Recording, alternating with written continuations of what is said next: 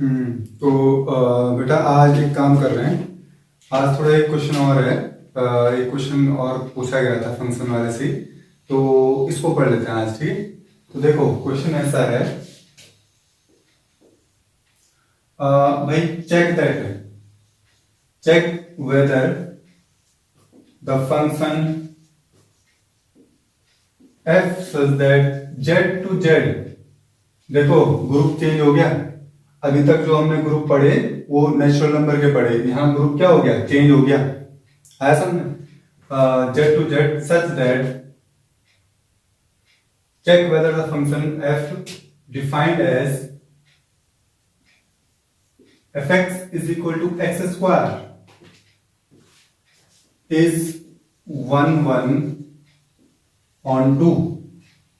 तो भाई जरा ध्यान से ये देखो कि हमारे पास क्या है, हमारे पास ग्रुप चेंज हो गए हैं जेड से जेड, यानी कि इंटीजर का ग्रुप आ गया है और फंक्शन कैसा है, एक्स स्क्वायर। और एक और बात भैया जरा ध्यान से देखो, चेक है यानी कि सब कुछ तुम्हारे ऊपर डाल दिया गया है, तुमने चेक करना है और चेक करके बताना है कि 1 ऑन 2 है या नहीं है। आया समझ में? अब कुछ भी हो सकता है वो, तो भैया चेक दैट वाले क्वेश्चन सबसे अच्छे क्वेश्चनों में से हैं। आया समझ में? अब जरा ध्यान से देखो कैसे करना है हमने।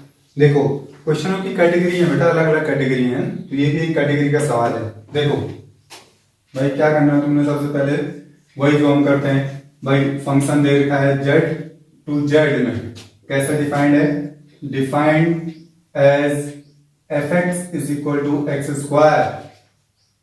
ठीक, अब भैया जरा ध्यान से देखो, नॉर्मल तुम्हें अभी तक ये ध्यान होगा कि भैया सीधा x1 x2 दो एलिमेंट ले लो डोमेन के, हैं ऐसे दो एलिमेंट ले लो और आगे सॉल्व करते रहो, है ना। ऐसा नहीं करना बेटा इसमें, ये तो थोड़ा ध्यान रखना है, यही थोड़ा सा समझने वाली बात है और ध्यान रखने वाली बात है। ये जो बात बता रहा हूं उसे ध्यान रखना हमेशा, ठीक है।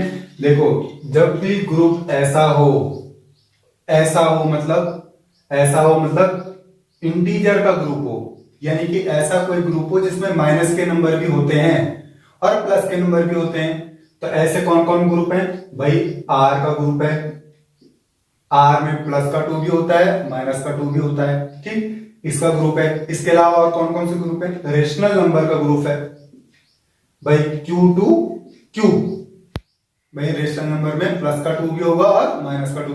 तो जब भी कभी ये तीनों ग्रुपों में से कोई ग्रुप हो, ध्यान से देखो क्या कह रहा हूं मैं जरा, इन तीनों ग्रुपों में से कोई भी ग्रुप हो और फंक्शन एक्स स्क्वायर की फॉर्म में हो, देख रहे हो फंक्शन किस फॉर्म में है, एक्स स्क्वायर की फॉर्म में है। ये बात याद रखना, ग्रुप अगर इन तीनों में से कोई हो, या तो जेड से जेड का ग्रुप हो, आर से आर का ग्रुप हो, या क्यू से क्यू का ग्रुप हो, और फंक्शन एक्स स्क्वायर की फॉर्म में हो, तो हमेशा डिजिट का सहारा लिया जाता है। आया समझ में? डिजिट का सहारा लेंगे। देखो क्या कर रहे हैं, 4 ये जो है हमारे पास, इसको क्या कहते हैं, डोमेन कहते हैं, इसको कोडोमेन कहते हैं। तो डोमेन के 2 नंबर ले लो। अच्छा नंबर कैसे लेने हैं तुमने, नंबर एक जैसे होने चाहिए, एक प्लस में और एक माइनस में। तो 4 2 -2 बिलोंग्स टू डोमेन। डोमेन के मैंने 2 नंबर ले लिए, एक प्लस का 2 और एक माइनस। नंबर एक ही ले लेने तुमने, एक बार प्लस में एक बार माइनस में, अलग अलग नंबर नहीं लेने, 2 और 3 नहीं लेना। अगर 3 लेना है तो यहाँ पे माइनस का 3 लेना है, अगर 4 लेना है तो यहाँ पे माइनस का 4 लेना है, अगर 5 लेना है तो यहाँ पे माइनस का 5 लेना है। एक जैसे नंबर लेने, एक बार प्लस में एक बार माइनस में, ठीक, ऐसे नंबर ले लिए भैया। इन नंबरों को यहाँ पे रखते रहो आराम आराम से। देखो एफ एक्स क्या देगा उसने, एक्स स्क्वायर, एक्स की जगह पे मैं पहले क्या रख रहा हूँ, 2 रख रहा हूँ, तो यहाँ पर क्या हो जाएगा, -2 का स्क्वायर यानी कि 4, ठीक। इसका मतलब समझ गए भैया, जरा ध्यान से ये देखो, इसका मतलब भी समझो। तुमने डोमेन के 2 एलिमेंट लिए थे, एक 2 और एक -2, हो गया। ये डोमेन में आता है, ये कोडोमेन में आता है, तो 2 की इमेज कौन है, 4 है, यानी कि 2 किससे जुड़ा हुआ है, 4 से जुड़ा हुआ है, ठीक है। अब आओ भैया आगे अगला नंबर रखो, एंड एफ पहले तुमने 2 रखा, अब -2 रखो, इज इक्वल टू -2 का स्क्वायर, ये भी कितना हो गया 4, यानी कि -2 की इमेज भी कितनी है, 4 है। तो साफ इसको देख के लग रहा है कि वो 1 नहीं है। आया समझ? ये तो मैंने तुम्हें पहले फंक्शन में बताया था जब 1 1 2 समझाया था भाई, 2 एलिमेंट्स हैं और 2 एलिमेंट्स की एक ही इमेज है, अरे बात समझ, इसका मतलब क्या है, 1 1 नहीं है। Therefore f isn't 1 1। अब तुम पेपर में क्या करोगे, पेपर में तुम इतना कर लोगे, बगल में ये वाला ऐसा डायग्राम बना दोगे, तुम्हें उसके बाद कुछ कहने की जरूरत नहीं, सीधा लिख देना कि f is not 1 1, वो खुद ही समझ जाएगा कि क्या कहना चाह रहा है, समझ। अब देखो आगे भाई, जरा ध्यान से ये देखो कि अब हम कर रहे हैं इसे ऑन टू के लिए चेक कर रहे हैं। तो late y belongs to codomain such that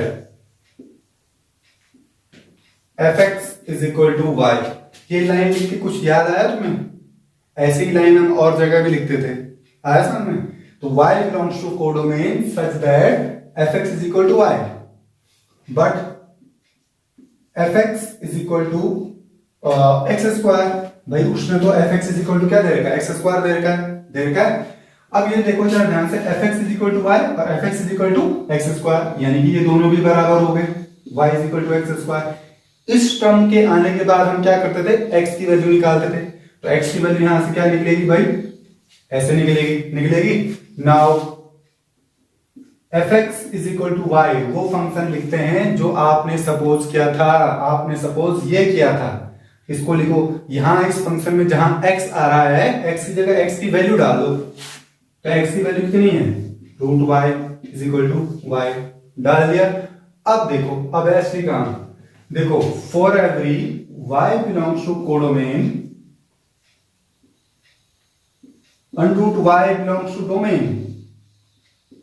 अब भैया जरा ध्यान से ये देखो क्या हो रहा है, देखो वो चेक दैट वाला केस है, चेक करना है हमने, यानी कि तुम्हें ये बात चेक करनी पड़ेगी कि ये जो सिंबल है, इस सिंबल को तुम्हें चेक करना पड़ेगा कि ये अंडर रूट वाई डोमेन में होगा या नहीं होगा, यानी इस सिंबल को मुझे ऐसे ही रहने देना है या काटना है। आया बात समझ? अब देखो भाई कैसे चेक करेंगे, अरे भाई बहुत आसान है चेक करना, देखो कैसे चेक करना है। भाई ये था तुम्हारा जेड का ग्रुप और ये था जेड का ग्रुप, क्योंकि दोनों ग्रुप जेड के हैं।